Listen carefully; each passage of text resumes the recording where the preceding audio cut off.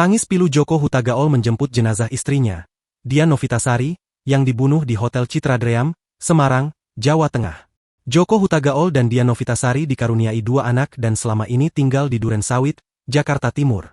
Namun, sejak 1 tahun terakhir, Dian Novitasari pamit pergi ke Semarang untuk bekerja. Meski demikian, pihak keluarga tidak mengetahui pasti pekerjaan yang dilakoni korban di Semarang. Kini, suami Dian Novitasari, Joko Hutagaol, 36, sudah bertolak ke Semarang untuk mengurus proses pengambilan jenazah istrinya.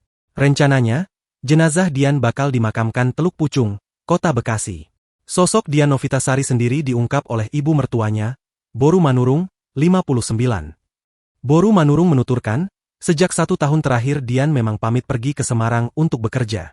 Namun pihak keluarga tidak mengetahui pasti pekerjaan yang dilakoni korban.